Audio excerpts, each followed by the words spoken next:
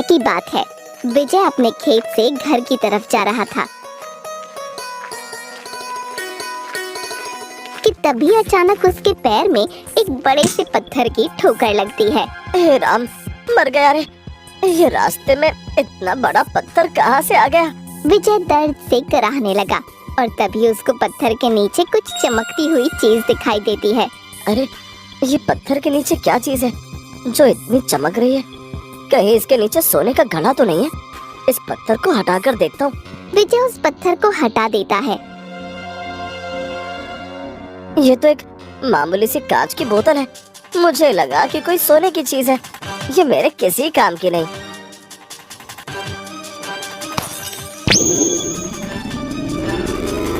अरे, ये इतनी भयंकर रोशनी कैसी? कुछ ही देर में उस रोशनी से एक जिन्न बाहर आता है, जिसे देखकर विजय बहुत डर जाता है। जो हुकुम मेरे आका। कौन हो तुम? और तुम मुझे आका क्यों कह रहे हो? मैं कई वर्षों से एक बाबा के श्राप के कारण इस बोतल में कैद था। तुमने इस बोतल को तोड़कर मुझे आजाद किया है। कहिए मेरे आका, मैं आपके किस प्रकार मदद कर सकता हूँ? तुम मेरे लिए कुछ भी कर सकते हो। हाँ मेरे आका, कहो, मैं तुम्हारे लिए चांद तारे तोड़ लाऊं? अरे नहीं नहीं, चांद तारे तोड़ने की जरूरत नहीं है। तो फिर मैं क्या करूँ आपके लिए मेरे आका? अरे मेरे साथ घर तो चलो, वही है तुम्हारा काम। ठीक है मेरे आका। विजय थोड़ा सनकी और मजाकिया स्वभाव का व्यक्ति था। वो जिन्न को अपने घर ले जाता है। जो हुकुम मेरे आका। मुझे इस जिन्न के थोड़े मजे लेने चाहिए। क्या सोच में पड़ गए आका? मुझे हुक्म दीजिए। तुमको चाय बनानी आती है? मैं अपने जादू से अभी मंगवा देता हूँ। अरे नहीं नहीं, तुमको अपने हाथ से बनाकर लानी होगी। अरे यार, ये चाय कैसे बनती है? अगर आका से मना कर दिया तो ये मेरा मजाक उड़ाएंगे। क्या हुआ? क्या नहीं आती चाय बनाना? अरे नहीं नहीं, मुझे आता है चाय बनाना। तो वो रही रसोई, जाओ एक गर्मा गर्म चाय बनाकर लाओ। जिन्न चाय बनाने रसोई में चला जाता है। अरे, ये आका ने मुझे किस मुसीबत में डाल दिया। सबसे पहले जिन्न ने एक पतीला लिया और उसमें दूध और पत्ती डाल दी और शक्कर के बजाय उसने चाय में नमक डाल दिया। फिर उसने पतीले को चूल्हे पर रखा। अरे वाह, अब बस कुछ ही देर में चाय बन जाएगी। अरे जिन्न, क्या चाय बन गई? हाँ मेरे आका, बस ला ही रहा हूँ। जिन्न ने वो चाय विजय को पीने के लिए दी। विजय ने चाय की पहली चुस्की मारी तो ये कैसी चाय बनाई है? इसमें तो नमक का स्वाद आ रहा है। लगता है आका, मैंने इसमें गलती से चीनी की जगह नमक डाल दिया। क्या? तुमसे तो काम ही करवाना बेकार है। मुझे माफ कर दीजिए मेरे आका। अच्छा ठीक है, अब रोना बंद करो। ऐसे ही विजय उस जिन्न को तंग किया करता था। कभी उससे चाय बनवाता तो कभी उससे अपने कपड़े धुलवाता। एक दिन विजय जिन्न से बोला, अरे जिन्न, जाओ तुम मेरे खेत पर से कुछ गन्ने तोड़ कर लेकर आओ।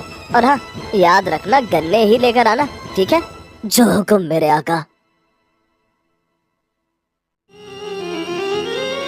अरे वाह, इतने सारे गन्ने। चलो अब इनको फटाफट तोड़कर आका के पास ले जाता हूँ। गन्ने के बगल में ही बांस की लकड़ियाँ भी थीं, जो बिल्कुल गन्ने के जैसे ही लग रही थीं। उनको देखकर जिन्न कहता है, चलो अब इतने सारे गन्नों में से कुछ गन्ने तोड़ लेता हूँ। जिन्न ने गन्नों के बजाय बांस की लकड़ियाँ तोड़ लीं। उनको लेकर विजय के पास जाने लगा। ये लीजिए मेरे आका, आपके गन्ने। अरे मूर्ख, ये गन्ने नहीं, बांस की लकड़ियाँ हैं। मैंने तुझे गन्ने लाने को बोला था और तू ये लकड़ियाँ उठा लाया। क्या? ये गन्ने नहीं है? मुझे माफ कर दीजिए मेरे आका। हे भगवान, ये मूर्ख जिन्न मेरे गले कहाँ से पड़ गया? इससे काम तो ठीक से नहीं होता। ये सारी बातें एक गांव का आदमी चमन खिड़की में से सुन लेता है।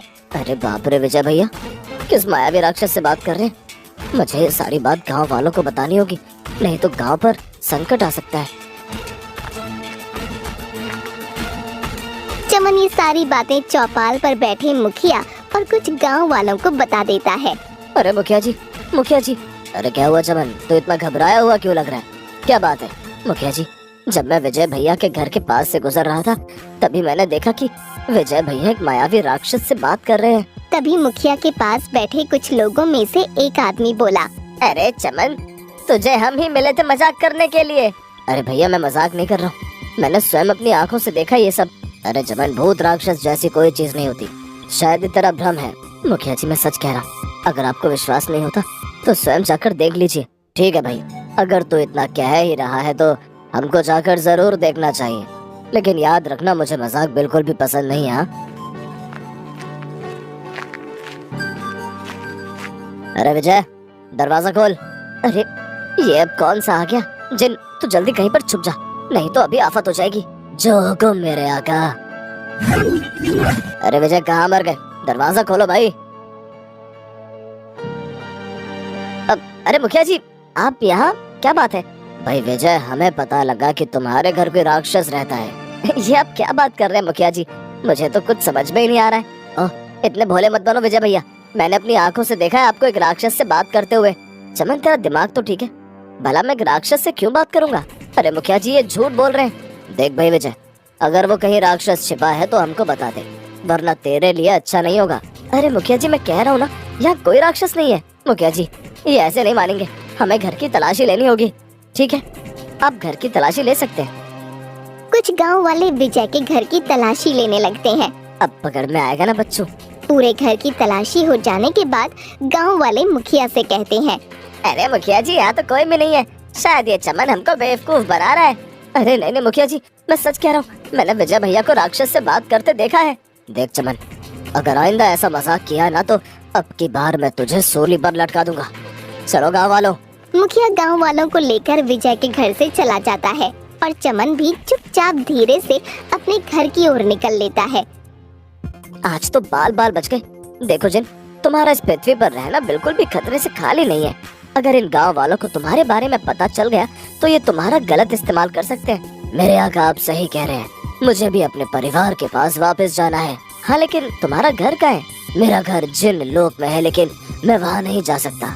लेकिन क्यों? मैं वहाँ पर बहुत ही शैतानियाँ करता था और जिन लोक के महाराजा ने मुझे श्राप दिया। श्राप के कारण मैं जिन लोक में कदम नहीं रख सकता, लेकिन कोई तो उपाय होगा इस श्राप को तोड़ने का। जिन लोक से थोड़ी दूर एक बूढ़े जिन बाबा रहते हैं, इस श्राप को तोड़ने का उपाय उन्हीं के पास है। तो हम उन जिन बाबा के पास चलते हैं। जिन बाबा केवल अमावस्या की रात को ही उनके स्थान पर मिलते हैं। अमावस्या तो कल है, हम कल ही जिन बाबा के पास चलेंगे।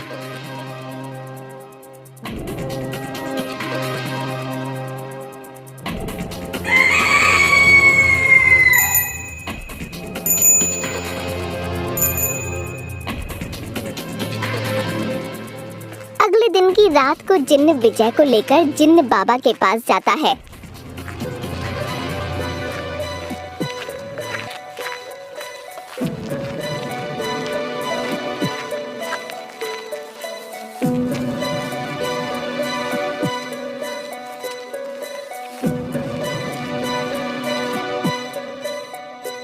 बाबा जी आंखें खोलिए। कौन हो तुम बेटा, और यहाँ क्यों आए हो? फिर विजय ने जिन्न की सारी बात बाबा जी को बताई।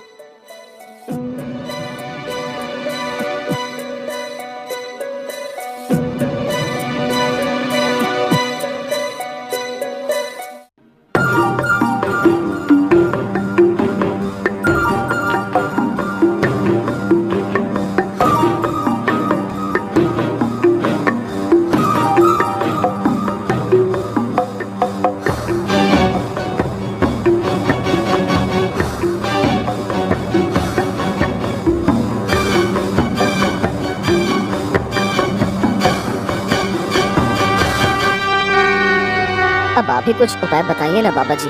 एक उपाय है, लेकिन उपाय बहुत कठिन है। आप उपाय बताइए बाबा जी, मैं सब कुछ करने को तैयार हूँ। तो ठीक है, सुनो। फिर जिन्न बाबा ने विजय के कानों में वो उपाय बता दिया। और हाँ याद रहे, तुम्हें ये कार्य अकेले ही करना होगा। तुम इस जिन्न की मदद नहीं ले सकते क्योंकि ये श्रापित है। ठीक है बाबा जी। जिन्न बाबा के बताए अनुसार सबसे पहले विजय एक घने जंगल में जाता है। सबसे पहले मुझे नारियल के पेड़ों को ढूंढना होगा। विजय धीरे धीरे जंगल में आगे बढ़ने लगता है और कुछ दूर चलने के बाद उसे वो नारियल के पेड़ दिख जाते हैं। जिन बाबा ने कहा था एक नारियल के पेड़ पर जिन की तस्वीर होगी, मुझे उस पेड़ में से एक नारियल तोड़ना होगा। फिर विजय उस नारियल के पेड़ को देखता है जिस पर जिन्न की तस्वीर थी। अरे ये पेड़ तो बहुत ऊंचा है, इस पर से मैं नारियल कैसे तोड़ूं? अगर मैं इस पर से गिर गया तो मेरी तो हड्डी पसली एक हो जाएगी। थोड़ी देर सोचने के बाद विजय को जमीन पर एक पत्थर दिखाई दिया। फिर उसने उस पत्थर को जोर से फेंक कर मारा। अरे मैया लग गई रे। विजय उस नारियल को लेकर जिन्न बाबा के पास जाता है।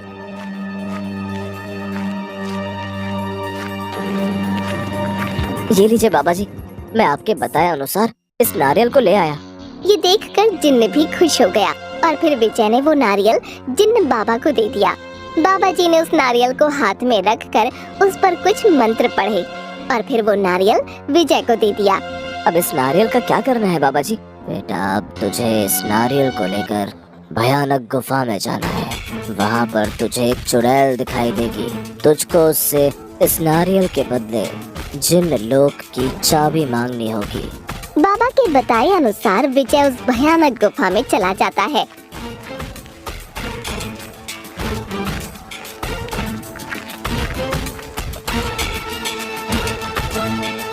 अरे ये गुफा तो बहुत ही भयानक और डरावनी है।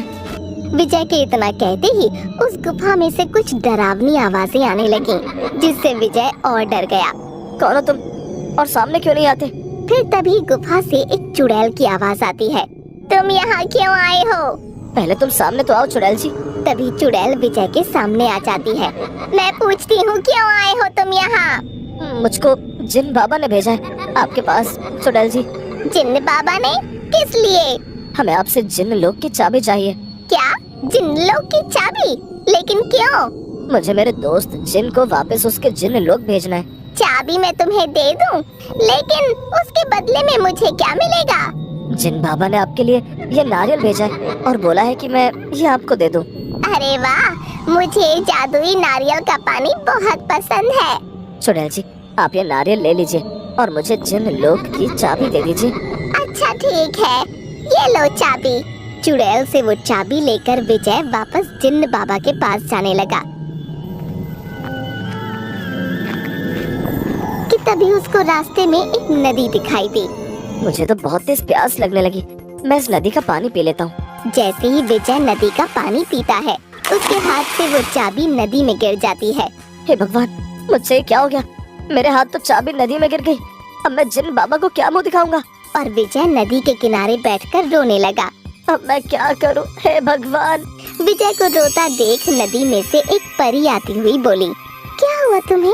तुम क्यों रो रहे हो? हे परी, आप कौन है? मैं इस नदी में ही रहती हूँ।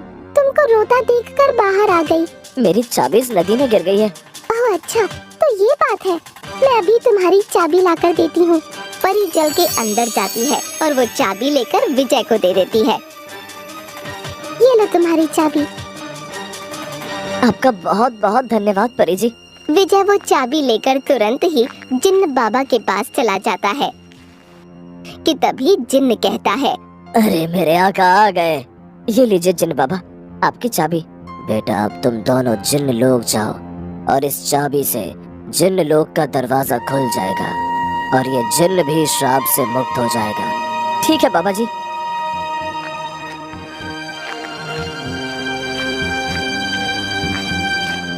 विजय और जिन्न दोनों जिन्न लोग के दरवाजे के पास पहुंच जाते हैं और वो चाबी को उस दरवाजे में लगा देते हैं। चाबी के लगाते ही जिन्न लोग का दरवाजा खुल जाता है। मेरे आका, मेरे जाने का वक्त हो चुका है।